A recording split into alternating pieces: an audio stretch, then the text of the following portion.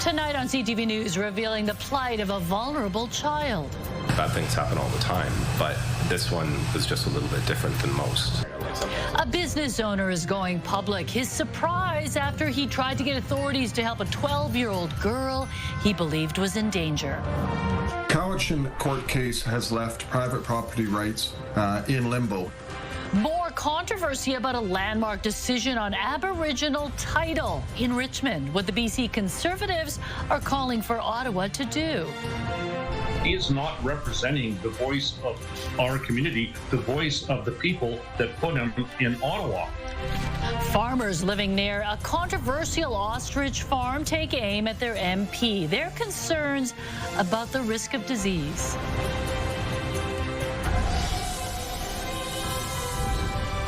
This is CTV News with Mi Jung Lee.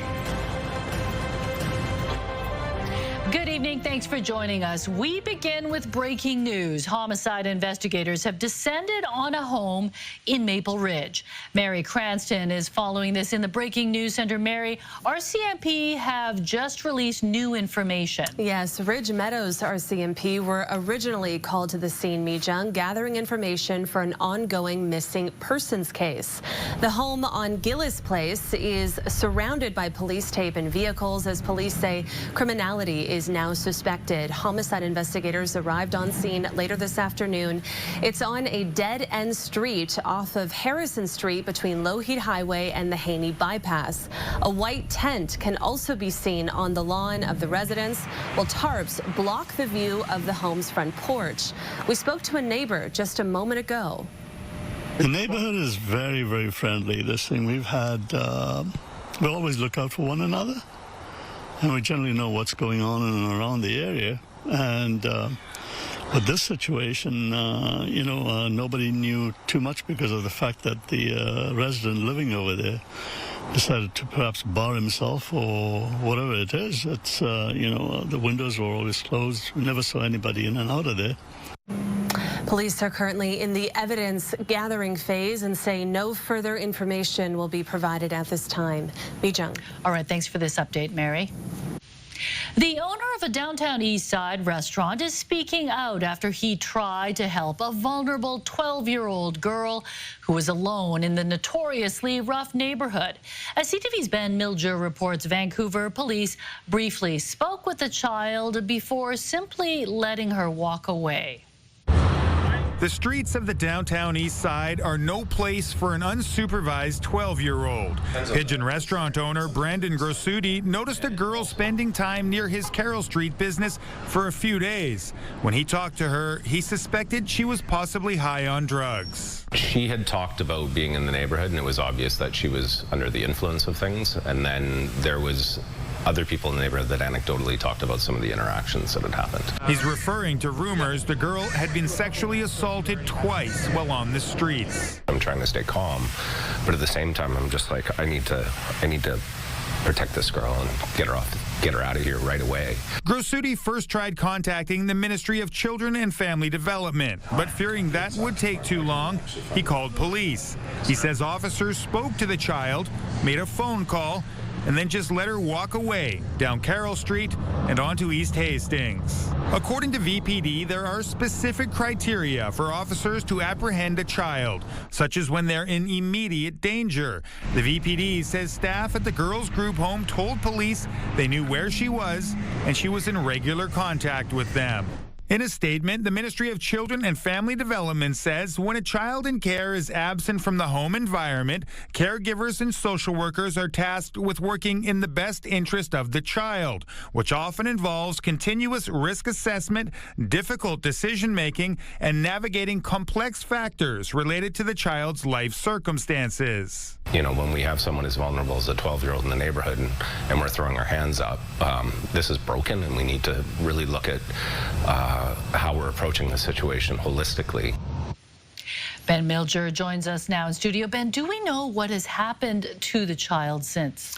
Well, VPD says its officers encouraged the girl to avoid the downtown East Side and go home, and she eventually did return to the group home. In the weeks since, Grossuti has not seen the child back in the area around his restaurant. Mi Jung? All right, thanks for this, Ben. BC's opposition leader wants Canada's top court to quickly decide whether Aboriginal title overrides private property rights. It comes after a bombshell land claim ruling that gives the Cowichan Nation title to a large parcel of land in Richmond. As CTV's Rob Buffum reports, the Conservative leader argues that decision has created uncertainty. More fallout from a major court case. The BC Conservatives sending this letter to the Federal Attorney General asking him to get the Supreme Court of Canada to weigh in with a so-called reference, answering whether Aboriginal title and private property rights can coexist, and if so, what that means for homeowners. Cowichan court case has left private property rights in limbo in British Columbia. It has created a huge problem for people, whether it's for the retirement, for sale homes, or whether it's for investment. We need clarity. In the landmark case, the court found that two rights did coexist and that there was Aboriginal title over a swath of land in Richmond with private property, including businesses and homes. The province quickly announced that it was appealing the decision. The ruling could have significant unintended consequences for fee simple private property rights in BC, and that must be reconsidered. But for now, the case has left many wondering what it means for their property. I mean, it's a little concerning down the road as to it kind of sets the precedence of what could happen, but I see both sides, but it is a little scary. You just always assume when you've bought something that it's yours. First Nations do have claims to the land where they were here before us. Rustad says the court process expected to wind through BC's Court of Appeal and the Supreme Court of Canada needs to be short-circuited to avoid a chilling effect on investment. And we need that clarity quickly. We can't be waiting years through the appeal process. BC's Attorney General doesn't support a reference to the highest court at this point, given the appeal is going ahead and a reference could muddy that. It's the wrong time and the wrong method, in my view. Right now we have what is an 800-page decision. The federal housing minister was asked about the idea Wednesday. Even more important that we don't have fear-mongering and speculation. We need to leave this to the courts to make that decision. So I'm certainly supportive of next steps in the courts to clarify that as soon as possible. Rob Buffum joins us live from Victoria. And Rob, what else is the federal government saying? Well, Mijung, the housing minister who we saw in the story there, Gregor Robertson, referred us to the Federal Attorney General's office, who in turn referred us to the Minister of Crown Indigenous Relations. That ministry did issue a statement saying that the federal government is carefully reviewing the underlying decision to see its implications before deciding what its next steps will be. I would add that Nikki Sharma, the Provincial Attorney General, also told me today that she has not ruled out the idea of asking the BC Court of Appeal to expedite its appeal process to shorten this period of uncertainty that people are experiencing. Mijung. Rob Buffum reporting live tonight from Victoria. To the South Okanagan now, where a number of residents have returned home after they were evacuated due to a wildfire in the Peachland area. Officials say a total of 58 residences were evacuated around midnight, but were allowed to return home about 3 hours later. Those properties are still on evacuation alert. The fire is 1.4 hectares and is believed to have been human-caused. It is now being held. Flight traffic at YVR is now back to normal following NAV Canada staffing shortages that rocked passengers yesterday evening, causing hundreds of delays and cancellations. NAV Canada says the flow of traffic has returned to normal levels, but passengers are still being warned of congestion as the backlog clears. The agency says despite its resource constraints, it continues to recruit, train, and license new controllers at an accelerated pace. Nearly 100 flights were canceled yesterday, and close to 200 were delayed for nearly 4 hours. The advice, as always, is for passengers to check with their airline, check YVR before they come to the airport. Even if their flight is delayed and not canceled, just make sure they have the latest information and aren't showing up far earlier than they need to. It comes after passengers were impacted by flight delays and cancellations for the same reason leading up to the busy BC Day long weekend and Canada Day. YVR says the airport will have all hands on deck as it gears up for the Labor Day long weekend. Finding a place to charge your electric car is set to get a little easier in BC, with Ottawa announcing plans to fund nearly 500 new chargers. But as CTV's Martin McMahon reports, it comes at a time when EV sales are actually dropping. Not too long ago, electric cars seemed like something from science fiction. And while we now see them all around us, government pauses to rebates have them doing a disappearing act when it comes to sales. The most recent data was announced last week by StatsCan. For the month of June in British Columbia, about 13.2% of all new vehicle sales were electric. That's about half of what that mandate for the 26 model year says it's supposed to be. And the numbers have been dropping ever since last year. But that's not stopping the feds from announcing a plan to fund 480 new charging ports around BC. These charging stations are also about that peace of mind to address range anxiety, to make sure everyone knows they can get where they need to go. The announcement comes at a time when the car industry has its own anxiety about a federal mandate requiring 20% of new vehicles sold to be fully electric by 2026. Rising to 100% by 2035. The charging infrastructure announcement today is terrific, but you're still missing, a key piece of the program, which is the rebates. While at the same time, industry and consumers are sort of saddled with this, unchanged zero-emission vehicle mandates at both levels. The government's announcement comes after a poll commissioned by a resource industry advocacy group found 56% of respondents oppose mandates on EV sales. And so comparing the results, we see that the gap between those who oppose mandates and those who support them has grown by 7 points in 1 year. A clear majority of British Columbians oppose these electric vehicle mandates. The province's goal is to have 1,000 public charging ports in place by 2027.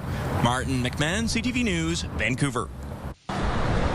Drivers are being reminded to buckle up and keep their eyes on the road as school returns next week.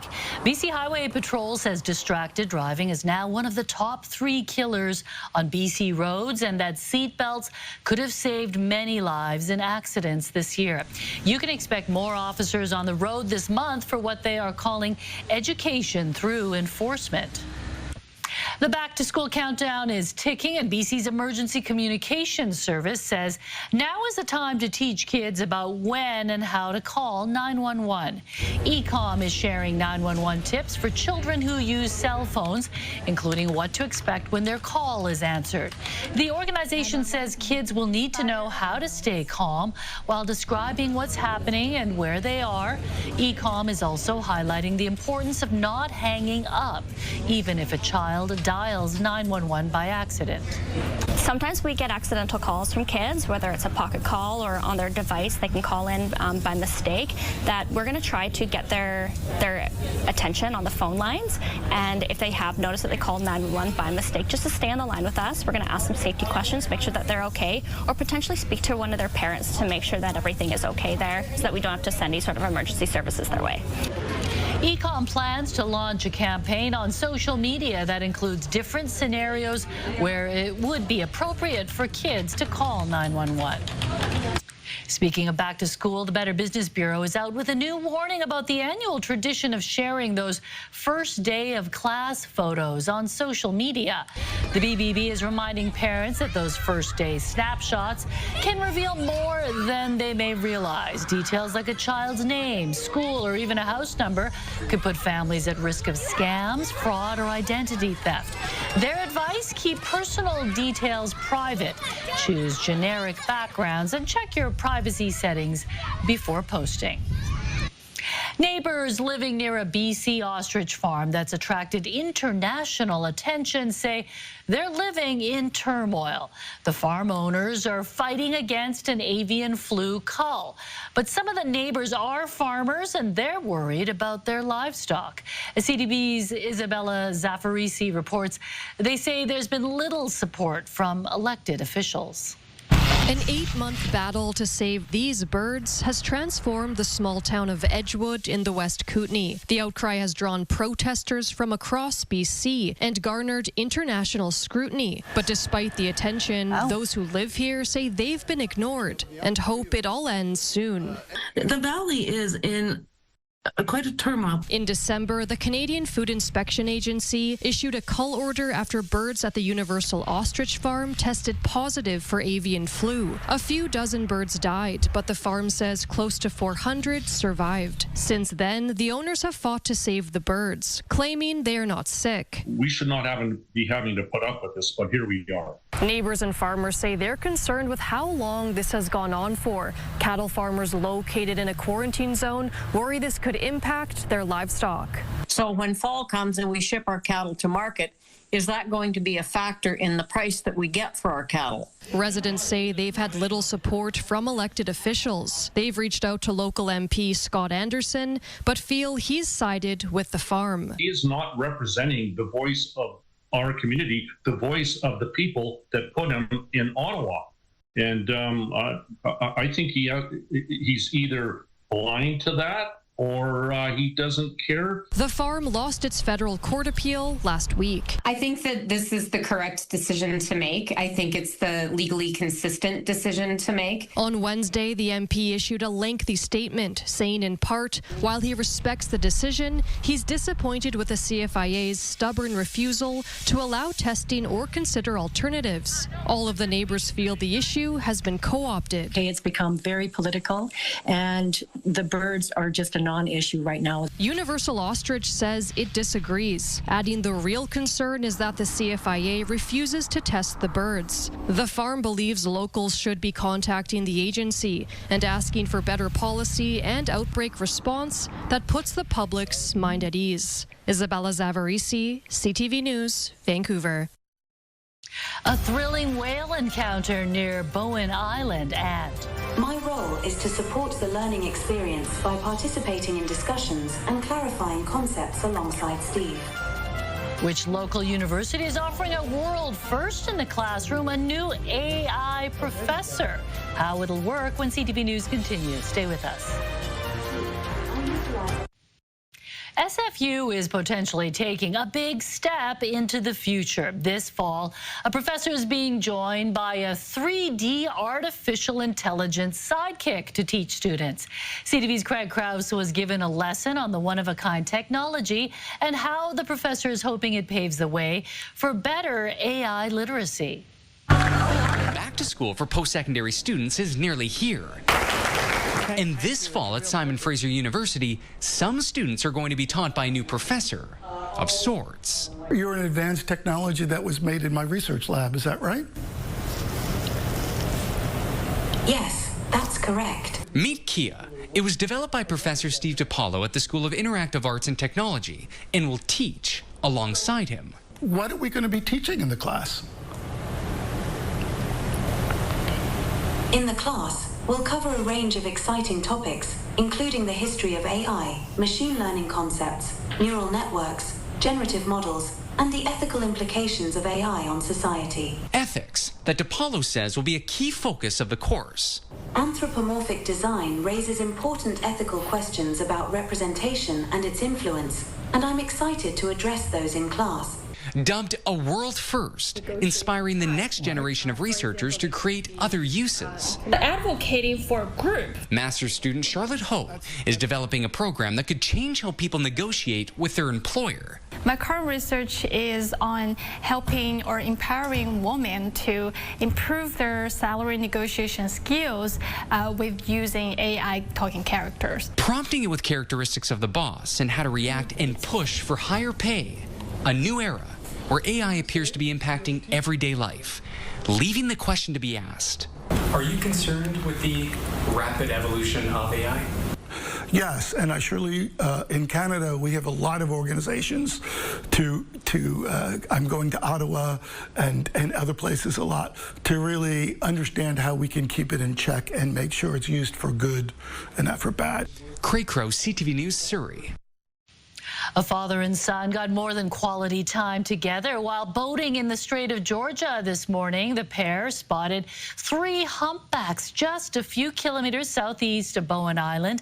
The father tells CTV News that the whales were doing 3-minute dives and likely feasting on krill and anchovy. He believes these whales are named Split, Divot, and Scuba and range from 6 to 22 years old. Good news for swimmers. Kitsilano pool will stay open an extra week. With summer-like weather sticking around, the Vancouver Park Board has extended the season until September the 7th. Let's go to Ann Kidd's pool. A great place to be, so's the peony, but it is really toasty out there. And yesterday, some BC towns even smashed records. Yes, that's right. 29 records fell yesterday across the province. Vernon broke a record from 109 years ago as well. Lillooet and Lytton broke 40 degrees. So yeah, very hot today. Another hot one. Inland temperatures reaching 28 degrees. But you know what? It doesn't matter because everybody's still dancing here at the PNE no matter what the temperatures is outside. Blue skies and sunshine at Casey Bear and the All-Canadian Street team. You can see them all around the PNE Main Street dancing their hearts out. And this is the reason why we're here at the PNE every day this week. They're absolutely fantastic. So let's see what we can expect as we head into tomorrow. So overnight tonight, another warm one. It will cloud over, and tomorrow we will see overcast skies. But guess what? Don't be fooled by the cloud coverage because it'll still be warm. 24 degrees near the water, 28 degrees inland. But factoring that humidex, and it'll feel like anywhere between 31 and 34 degrees. CTV weather brought to you by Expedia Cruises. Plan, book, and safeguard your journeys. Explore the possibilities at expediacruises.ca. And Mijang, I'm just learning some moves now. Definitely not going to be able to join them because they're obviously better than me. But I will stick around because we've got some cool sand sculptures coming up. As you can see right behind them, it's going to be very cool. I'll be back with the full forecast. Sounds good. I'm very impressed with your dancing. Almost as good as Casey the Bear.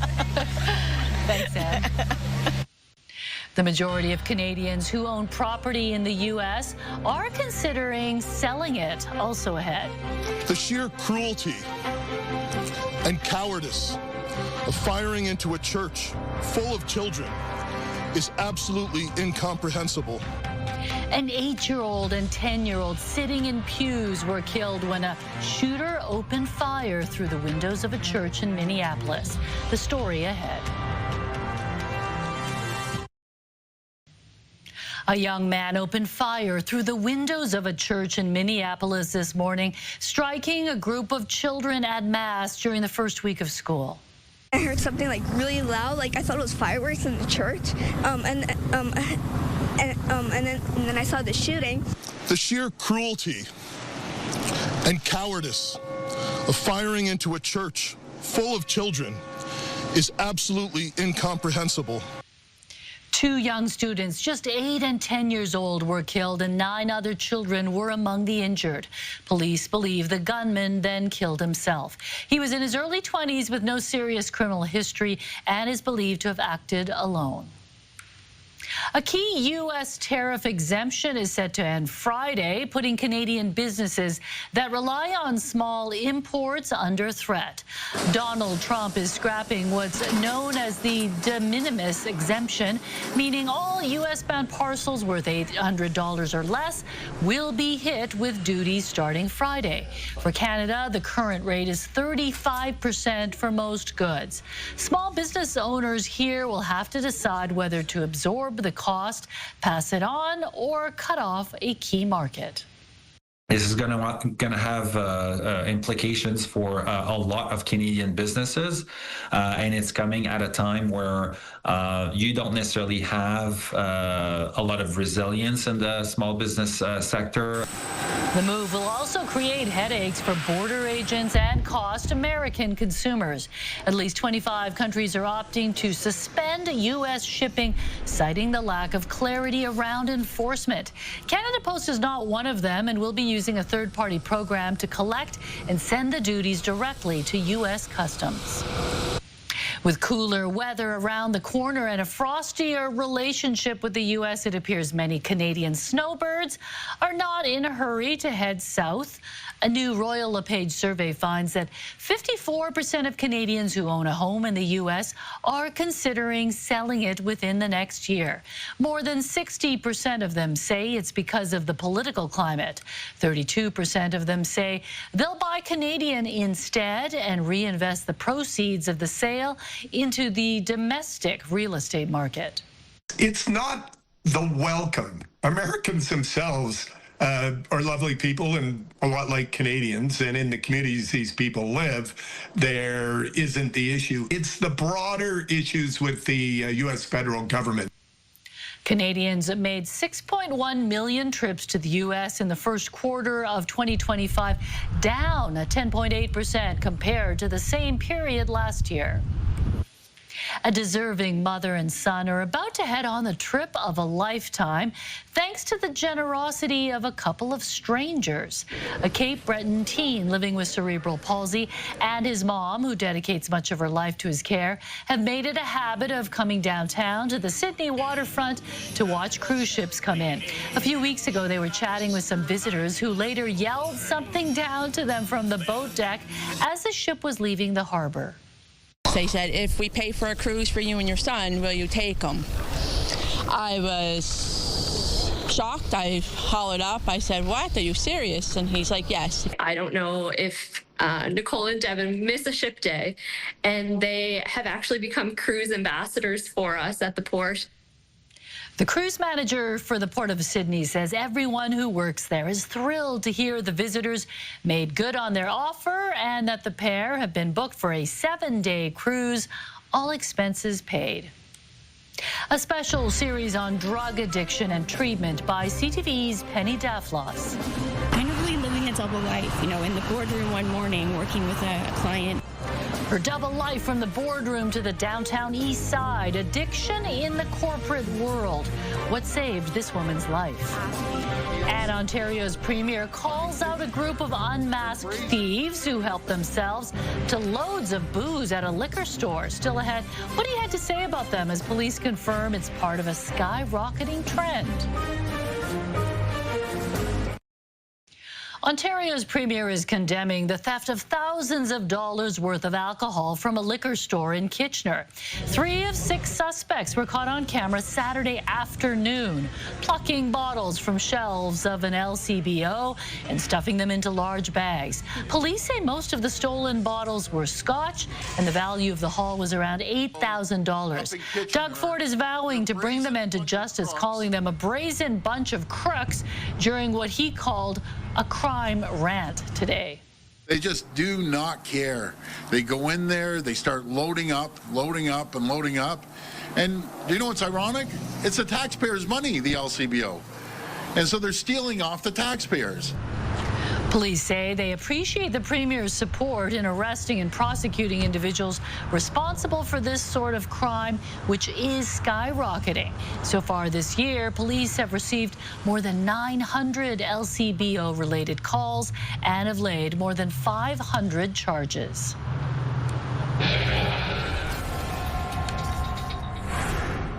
Every day, 5 people die in BC from toxic drugs. A number of studies confirm that harm reduction works to keep users alive. Still, the efforts repeatedly come under attack. Today, in part 3 of her series, CTV's Penny Daflos looks at what those policies have done for survivors.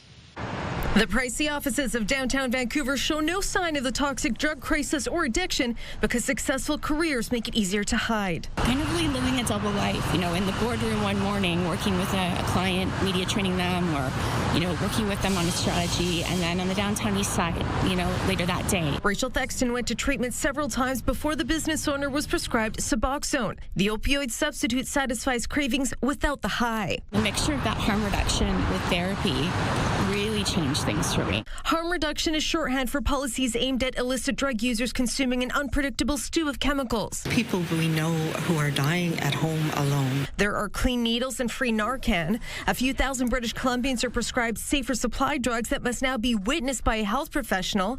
For those finding their own street drugs, dozens of temporary overdose prevention sites are overseen by health authorities and staffed by peer support workers equipped with the overdose antidote naloxone. A handful have prompted complaints and even lawsuits. Crime, human feces, just disorder, yelling, people, in distress. There are also long-term government-run and funded facilities. We've been really able to kind of evolve the model that we started here at Insight. Insight was North America's first supervised consumption site in 2003 and brought down overdose rates until fentanyl arrived. The problem is not just in the downtown east side now, it's in other neighborhoods of Vancouver, other parts of BC, and the crisis around mental health and around addictions also intersects with the crisis around affordability, housing. Some parents find themselves on opposite sides of the issue after the death of a child. Why is that the one drug in our system that's supposed to be safe supply? Representing loss to some and life-saving measures for others. People have become more afraid of harm reduction. If Narcan wasn't available, if Insight, if overdose prevention sites weren't there, and I wasn't safe when I had relapsed those times, my kids wouldn't have a mom. In light of the public health emergency, many police leaders, healthcare practitioners, and elected officials stand behind policies that keep people alive until they're ready for treatment. In the next installment of this series, we look at a new era of recovery in BC that starts with one phone call. Penny Daflos, CTV News, Vancouver. A new housing complex for low-income seniors has opened in East Vancouver. It's not just cheap rent, it's actually community. We have staff in place to provide support services. We're not an assisted living facility, we're an independent living. People are here and they're residents, they're renters. This is their home. A newly constructed 6-story building will provide 64 studio and 1-bedroom units to seniors living on less than $2,500 a month. The Dogwood residence joins a 5-building campus at the corner of Rupert and East 5th, operated by the nonprofit Seniors Housing Society, Hope Hill. It's an engineering marvel. The world's tallest bridge is being tested before it opens to the public. And it's part of the newly revamped Granville Bridge, and it has a lot of people perplexed. But online, the bench is a hit and has a new name, Benchy McBenchface. St. John Alexander investigates.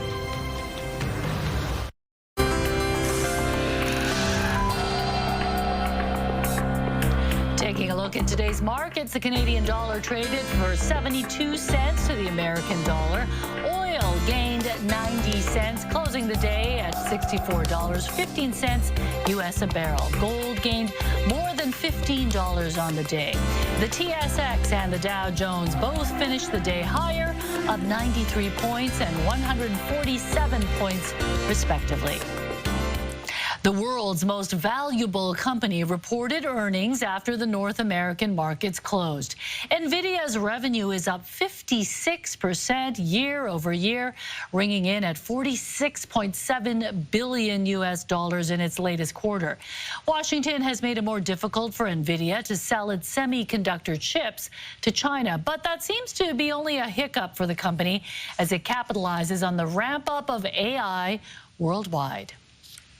Construction of what's set to become the world's tallest bridge is ahead of schedule in southwestern China. Crews completed a key load test this week to confirm the bridge's structural strength.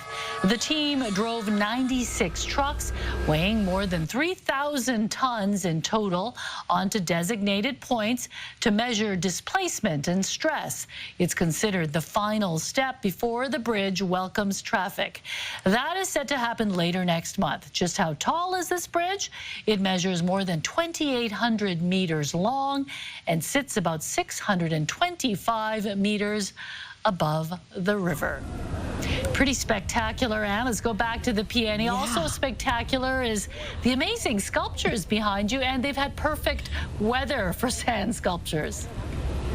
Yes, so lucky, the hot, dry conditions. So yes, after a 12-year hiatus, Sands of Wonder back, as you can see right behind me. But we will see more of that coming up. But first, let's take a look at the weather wonder that we've been enjoying. Lots of hot temperatures, and they continue for parts of the province as well. So heat warnings still in place for the inland sections of the north coast, warming up to 29 degrees as we head into tomorrow. Through Friday, you'll see temperatures between 35 and 39 for the Fraser Canyon and the North Thompson area, all because of this huge ridge of high pressure, as you can see, pretty much dominating the whole province, stretching all the way into the prairies. But we do have a front moving its way in, and that is going to bring a few sprinkles for the southern tip of Vancouver Island and bring in some cloud coverage for us along the south coast and across the lower mainland. So for the North Island tomorrow, you'll start off cloudy for Port Hardy. Does clear up quite nicely with a high of 19 degrees. A few clouds and 26s for Campbell River and Comox. For the South Island, mostly cloudy skies. You'll see some sunny breaks for Tofino and Port Alberni.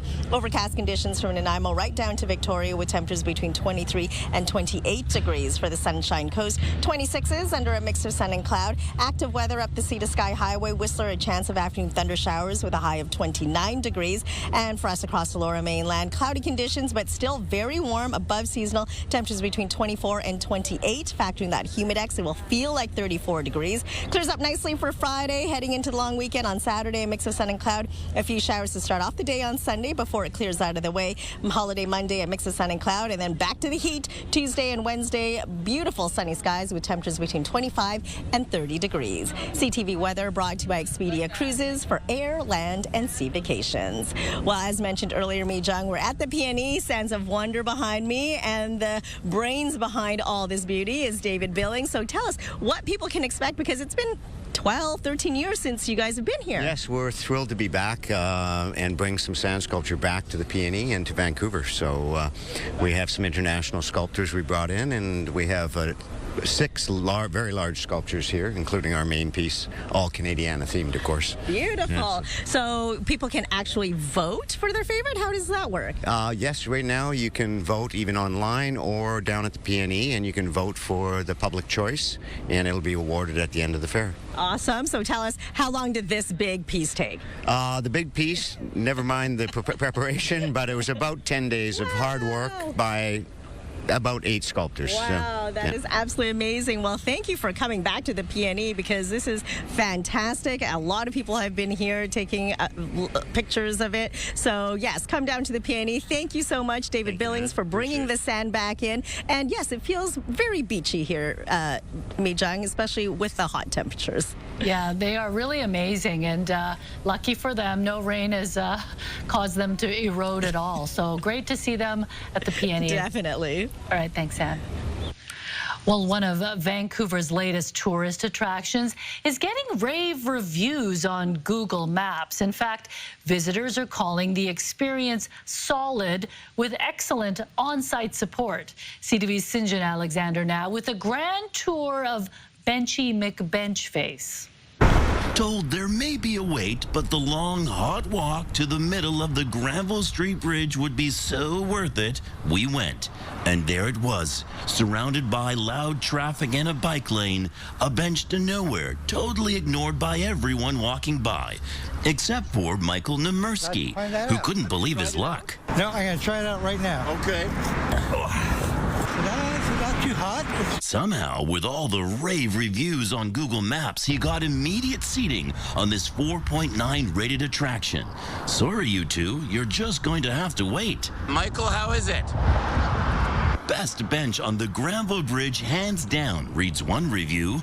Great place for speed dating, writes Petrie. My eye line goes right at the rail, so I can't see anything. So if you've got a couple of cushions. Like the barge and Dude Chilling Park, it's so popular there's a push for a new moniker.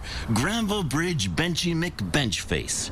Well, I have to admit that I was kind of wondering why it's here. A lot of people were, but wait, there's more. Perhaps due to overwhelming demand, Benchy has brothers. Yes, the bridge now has a bunch of benches. Yeah, I mean, the view is really nice. And I'm supposed to do this, right? Take a selfie? This is what all the kids do, right? Take it. The city of Vancouver says it's all part of bigger plans for the crossing, and this is just the beginning. Contours to your body, your back. How long did you have to wait today? 10 minutes, I guess. 10 minutes. Yeah. Worth it, though? Yeah, I guess so. With these kinds of endorsements, there's no time to sit pretty. Capture it all before the tour buses roll in. St. John Alexander, CTV News, Vancouver. The Vancouver Film Festival is back with more than 400 screenings. We've got a sneak peek after the break, plus fueled by joy. Adam finds out the story behind a woman who's been striving to inspire happiness in others for more than 2 decades, coming up on the Swatky sign-off. Right now, here's a preview of CTV Morning Live. Well, kids may not be ready for back to school, but how can you help them get there? Thursday on CTV Morning Live, how students can make the shift from summer to school and deal with the anxiety that comes with it. Plus, with no rain in sight, we'll have more on how the heat is impacting the ongoing wildfire fight across the country. We'll see you in the morning. News, weather, and traffic. It's everything you need. CTV Morning Live, weekdays 6 to 9.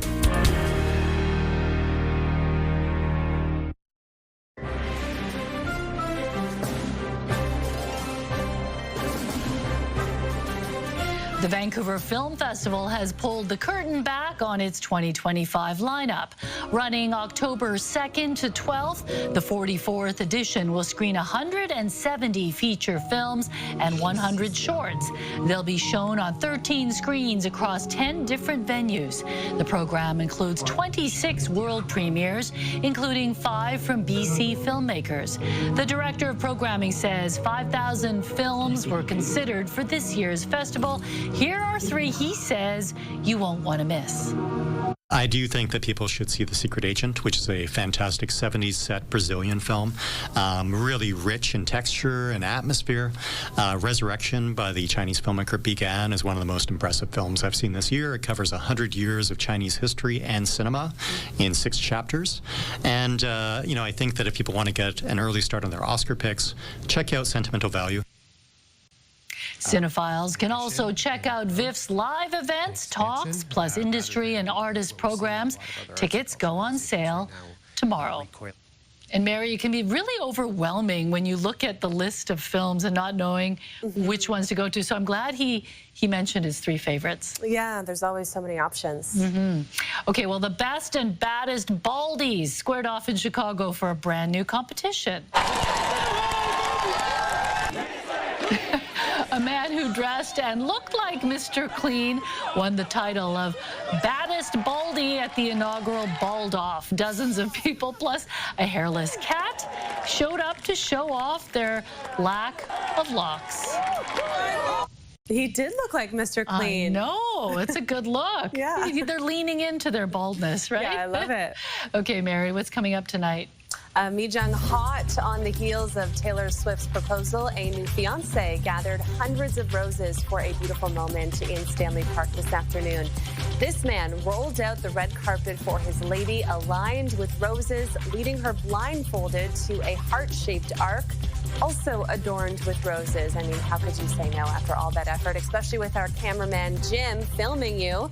We spoke to the happy couple after their moment, and we'll have their cute story at 11:30. Oh, he did go to a lot of trouble, but beautiful proposal. Yeah.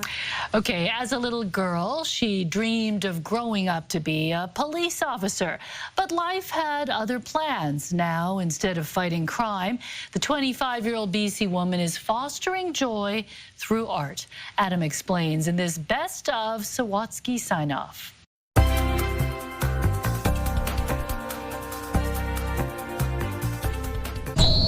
Aviv is in the midst of a joyful journey. Happy! That began, her mom, Mickey says, when she was a child. She said that there was a really beautiful place she could go to over the rainbow, and that's where people could find happiness. Before she could articulate that, This is right here. Aviv tried to express it by covering the inside of an empty kitchen cupboard with color. And at first we weren't very happy, but she kept doing it over and over. She just wanted to share that feeling. But if you asked her what she wanted to be when she grew up, Aviv would have said police officer. She wanted to catch the bad guys, but not put them in jail. What Aviv wanted, as you can see from this home movie she made, was to be the kind of cop who could transform bad guys into good ones. Help people! You wanted to help people. When developmental obstacles made law enforcement a challenge, Aviv turned her attention back to art. Good!